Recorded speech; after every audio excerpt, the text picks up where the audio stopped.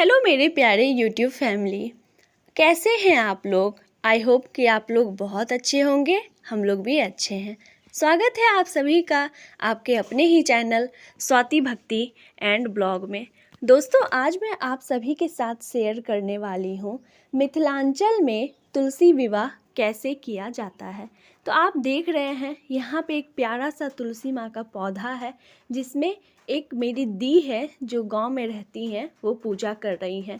तो यहाँ पे माता रानी को एक पीला रंग का कपड़ा नीचे दिया गया है, जिसमें माता रानी को खोइछा दिया जाएगा, पूजा पाठ किया जाएगा। जिसमें आप पीला कपड़ा भी डाल सकते हैं, चाहे तो आप लाल कपड़ा भी दे सकते हैं, क्योंकि पीला और लाल कपड़ा बहुत ही ज़्यादा शुभ माना गया है। यहाँ पे श्रृंगार का सामान है। तुलसी विवाह में सबसे जो मेन होता है वो श्रृंगार का सामान होता है। और यहाँ पे आप देख रहे हैं खोइछा में माता रानी को चावल दिया जा रहा है। आप 5 बार चावल जरूर दीजिएगा नियम से।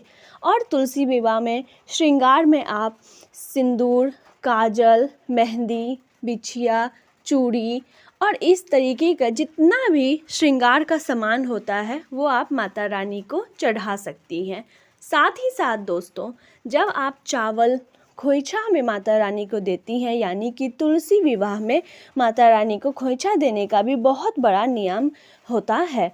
तो यहाँ पे 5 बार आपको अपने हाथों से तुलसी माँ को खोइछा में चावल देना चाहिए। आप देख रहे हैं कि तुलसी माता रानी में टहनी में चूड़ियाँ पहनाया गया है। जो आप चूड़ियाँ लेती हैं उसमें से 1, 2, 3, 4 चूड़ी आपको तुलसी माता रानी के पौधा में पहना देना चाहिए, यानी कि आप उन्हें हाथों में पहना रही हैं।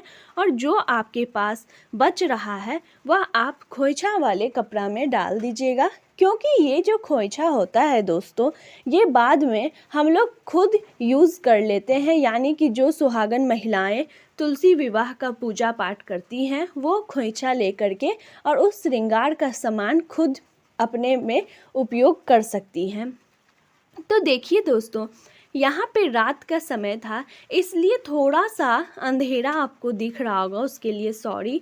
और यहाँ पे लाल रोली, यानी कि आप जो सिंदूर माता रानी को चढ़ाती हैं या आप पीला रोली चढ़ाती हैं, तो नियम से लाल रंग का अबीर माता रानी के ऊपर ज़रूर चढ़ाना चाहिए। और ध्यान रहे कि ज़्यादा से ज़्यादा आपका जो तुलसी का पौधा है उसके ऊपर लाल रंग से अबीर से रंगा रहना चाहिए, क्योंकि शादी विवाह में दोस्तों फूल छीटा जाता है। जब भी किसी का 7 फेरा होता है तो उसके ऊपर हम लोग फूल छीटते हैं।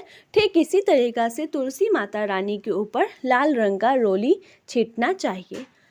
अब यहाँ पे दोस्तों तुलसी माता रानी को दिया दिखाने का समय हो चुका है। यहाँ पे अगरबत्ती जला रही हैं, दिया पहले से जला हुआ है। और खोइछा में आप ध्यान से देख रही होंगी कि एक सुपारी का टुकड़ा भी है, यानी कि एक पूरा गोल सुपारी। ये सुपारी आप अपने घर में किसी को भी दे सकती हैं या पूजा के स्थल पे रख सकती हैं, लेकिन इस सुपारी को इधर उधर कहीं पे भी नहीं फेंकना चाहिए। देखिए दोस्तों, यहाँ पे तुलसी माता रानी का आरती हो रहा है। यहाँ पे आप तुलसी जी का आरती भी गा सकती हैं। अगर आपको याद नहीं है तो माता रानी को अच्छे तरीक़ा से आरती दिखा करके और पूजा पाठ कर सकती हैं। अगर वीडियो थोड़ा सा भी पसंद आ रहा होगा दोस्तों, तो प्लीज़ वीडियो को लाइक कर दीजिए। चैनल पर नए हैं तो सब्सक्राइब कीजिए, अपने दोस्तों में शेयर करके सपोर्ट ज़रूर कीजिएगा। अब दोस्तों, यहाँ पे जो खोइछा में चढ़ाया गया जितना भी सामान है, जो आप माता रानी को चढ़ाई है श्रृंगार के सामान में, उसे आपको ले करके और अच्छे तरीक़ा से बांध लेना है। पूजा करते समय ध्यान रखें कि कपड़ा के ऊपर सारा श्रृंगार का सामान दे करके उस समय आपको नहीं बांधना है। जब आप माता रानी का आरती कर लेती हैं उसके बाद आपको ये सारी चीज़ें बांध करके अच्छे तरीक़ा से गांठ डाल देना है। अगर आपका कपड़ा छोटा है तो एक बड़ा कपड़ा भी ले सकती हैं। अगर कपड़ा बड़ा है तो इसे अच्छे तरीक़ा से बांध लीजिए। प्रसाद में भी दोस्तों कहा जाता है कि तुलसी विवाह में फल फूल सब कुछ चढ़ाना चाहिए। आपके पास मिठाई है, फल है, आप चढ़ाइए। इस तरीक़ा से करके माता रानी के आगे आप भोग लगा सकती हैं। यहाँ पे ज़्यादा बड़ा प्लेस नहीं था तो हम लोग ज़्यादा फल नहीं चढ़ाए हैं, बस कुछ मिठाइयाँ चढ़ाए हैं।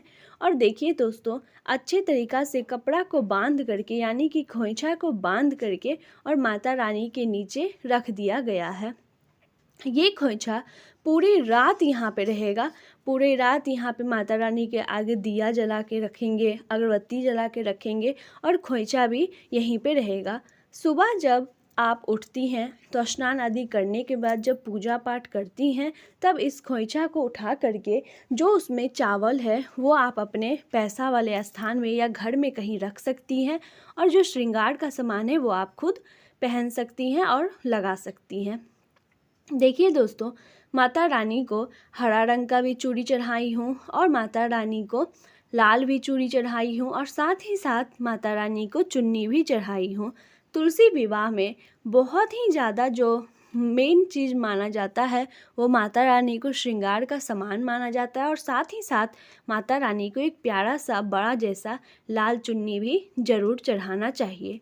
कपड़ा के तौर पे हम लोग मौली धागा चढ़ाते हैं। आपको पता है, कोई भी पूजा पाठ हो, कपड़ा के तौर पे हम लोग सारे भगवान पे थोड़े थोड़े मौली धागा तोड़ करके चढ़ा देते हैं।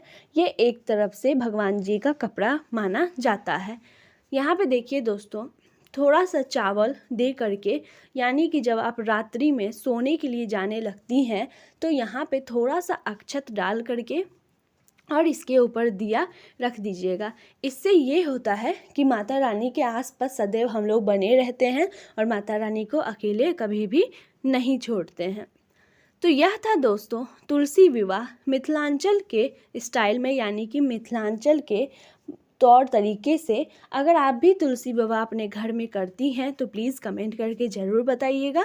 वीडियो पसंद आया होगा तो प्लीज़ लाइक कीजिए, सब्सक्राइब कीजिए, शेयर कीजिए।